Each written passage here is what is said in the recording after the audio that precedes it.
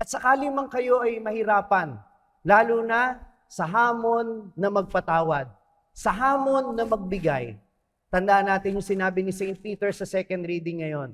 Lahat ng ito ay pagdadalisay ng ating pananampalataya. Sometimes we are too wounded. It is too difficult to forgive our fellow human being who is wounded too. Mahirap unawain ng kapwa, lalong mahirap magpatawad ng kapwa, lalo na't ikaw mismo ay sugatan at nasasaktan. Pero kapag ginawa mo yan, yan ay nakapagdadalisay ng kalooban. Sabi nga ni Mother Teresa, love until it hurts, and love until it no longer hurts.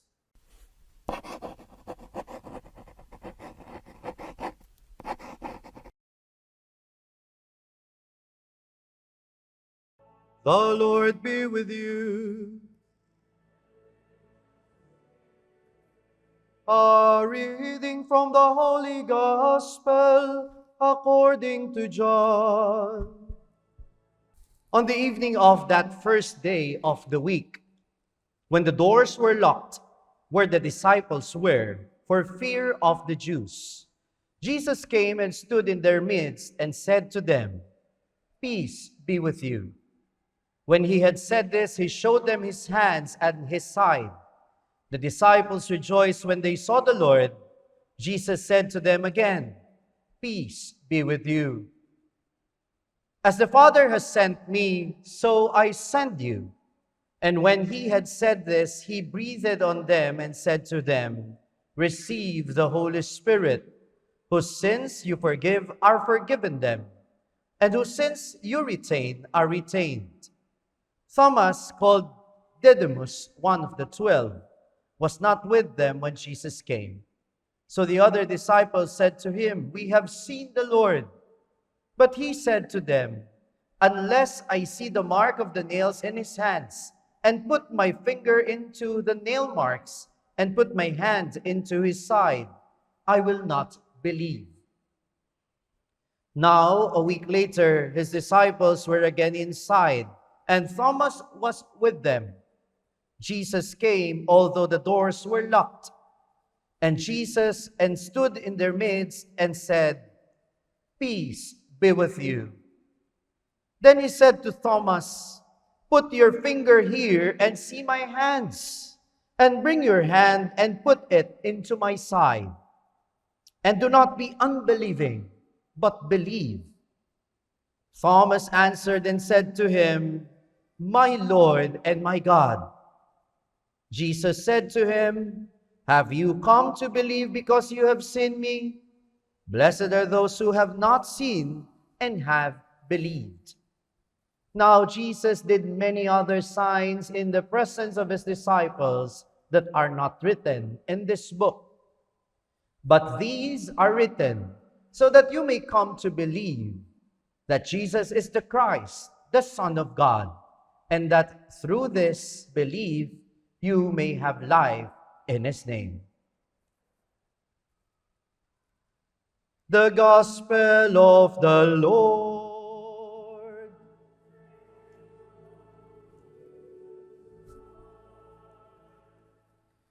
Good morning, brothers and sisters in Christ, and Happy Easter to you all. Happy Easter po!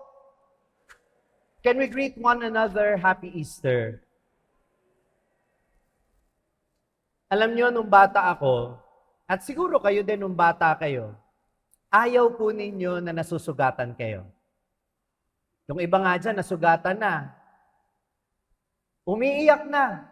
Sasabihin pa, "Hindi naman masakit." Parang wala namang pinagkaiba yun eh. Kahit naman nagkaedad na tayo, pag nasasaktan tayo, tinatago pa rin natin.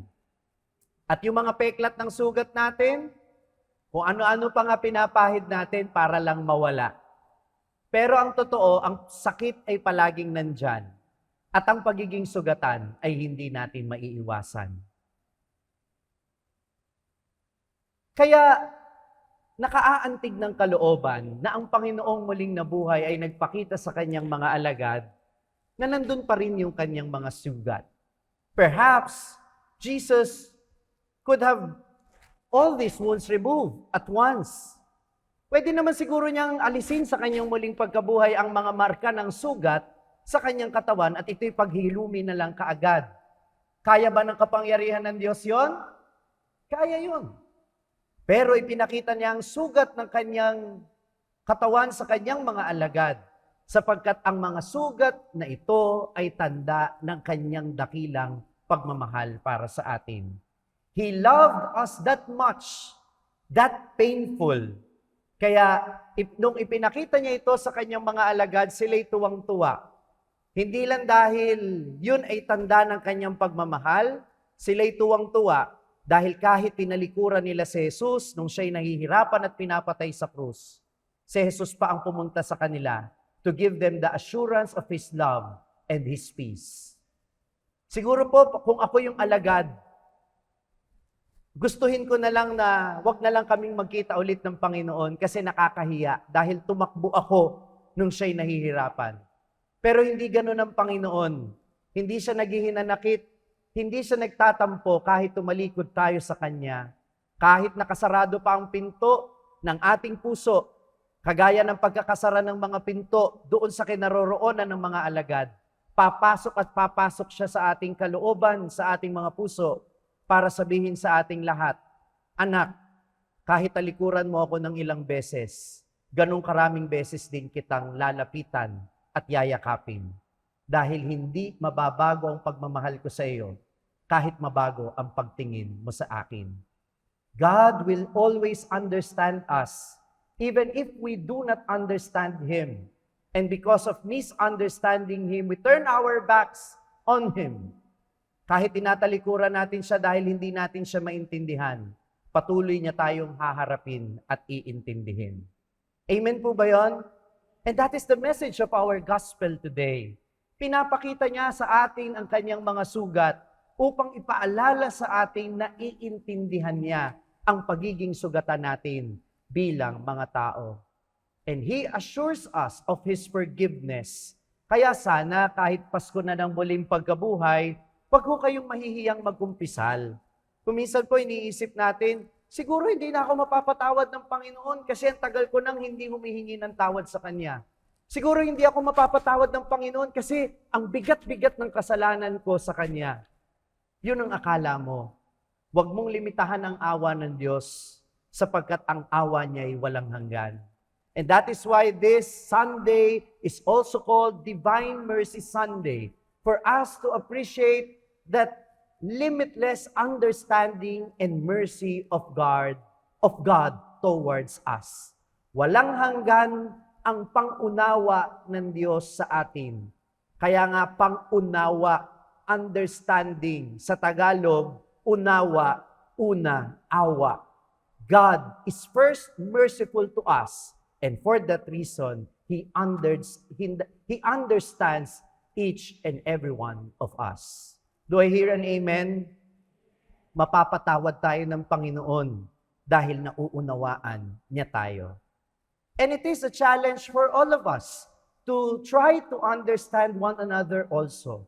Lahat tayo sugatan, kaya lahat tayo kailangan pagpasensyahan.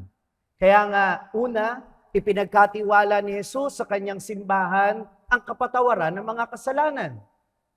Last week, we celebrated the renewal of our baptism. Inaalala natin nung una tayong pinatawad ng Panginoon sa ating mga kasalanan, kahit wala pa tayong napapatunayan, kahit hindi pa tayo marunong humingi ng tawad, nung tayo binyagan sa tubig ng binyag, pinatawad tayo at hinugasan sa ating mga kasalanan. At ngayon, pinapaalala sa atin, sabi niya sa mga alagad, kung paanong isinugo ako ng Ama, gayon din isinusugo ko sa inyo. Kayo, tanggapin ninyo ang kaloob ng Espiritu Santo. Ang patawarin ninyo sa lupa ay patatawarin sa langit.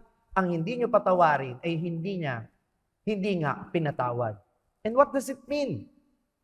Jesus is instituting the sacrament of reconciliation. Itinatatag ni Jesus sa pagbibigay niya ng Espiritu sa kanyang mga alagad sa Ebanghelyo ngayon, itinatatag niya ang sakramento ng kumpisal upang tayong mga bininyagan at pinatawad na kung sakaling mahulog ulit sa kasalanan, ay muling makabalik sa Kanya upang magkamit ng kapatawaran. Kaya nga ang tawag sa kumpisal, waterless baptism. Ito ay muling pagbibinyag sa atin sa dugo ng ating Panginoon, pinapatawad tayo sa ating mga kasalanan sa pamamagitan ng ating pagsisisi. Nung tayo binyagan, wala pa tayong boses para magsalita sa Diyos ng I am sorry.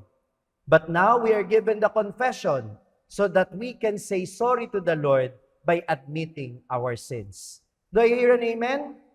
Uulitin ko, naiintindihan tayo ng Diyos, kaya wag tayong mahihiyang lumapit sa Kanya sa sakramento ng kumpisal.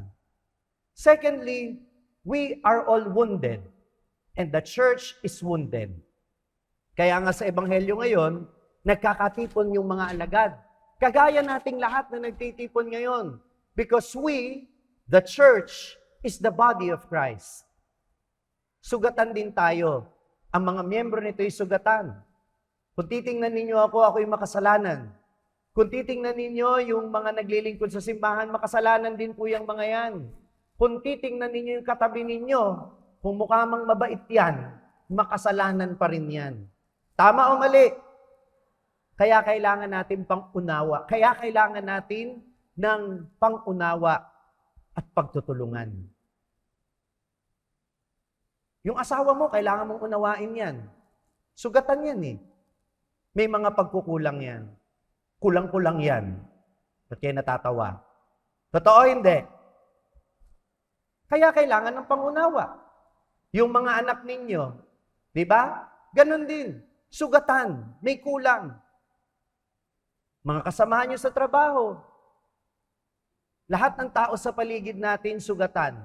Kaya lahat tayo kailangang mag-unawaan at magtulungan.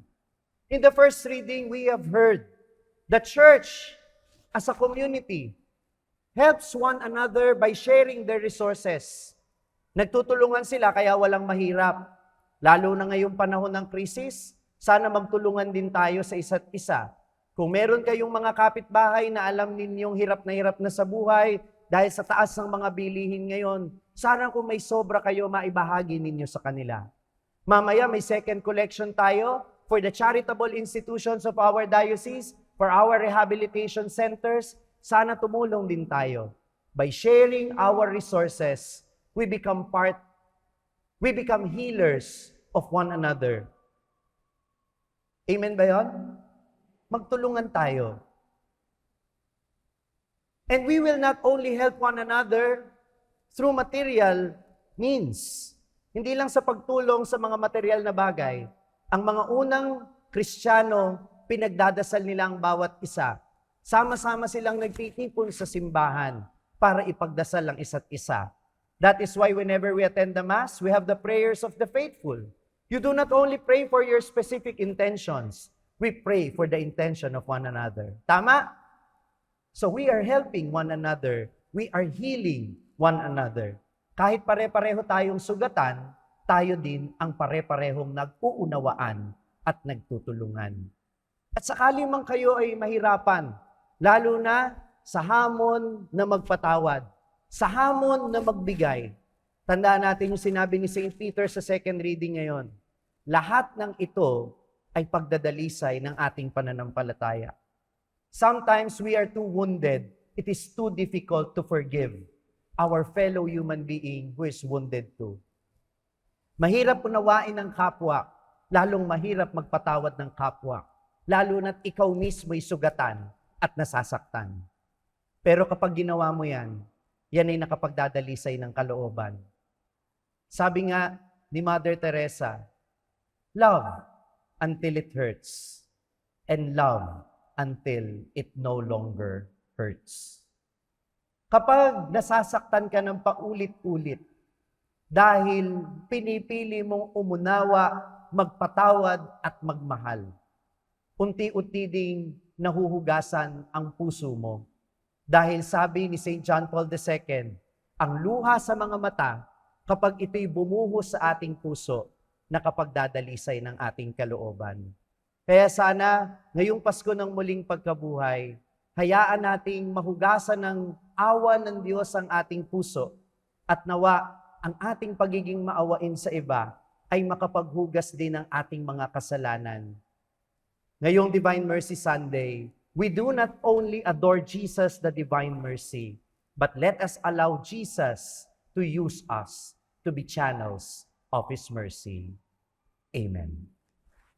Kung na-bless ka sa pakikinig sa pagninilay na ito, siguradong mabe-bless din ito ang mga taong kakilala mo. Kaya ano pang hinihintay mo? I-share mo na ito sa iyong mga kaibigan at sa iyong mga kapamilya. At huwag mong kalimutan na mag-like at subscribe dito sa ating YouTube channel. At gayon din naman mag-follow sa aking mga social media platforms sa Facebook, Instagram, X at TikTok para manatiling updated sa mga ina-upload kong content. Gayon din naman, maaari ninyong masundan ang aking araw-araw na pagninilay, daily content ito, sa Hallow app. Ito po ang #1 prayer app sa buong mundo na madadownload nyo lang ng libre sa inyong Google Play Store at Apple App Store. O kaya naman, hanapin ninyo ang aking mga podcast araw-araw, ang Pagninilay Ngayon ni Father Franz Dizon sa Spotify. Kung nais naman ninyo na magpaabot ng tulong para sa pagpapatuloy ng ating ministry, magpadala lamang ng message sa ating page para sa mga detalye.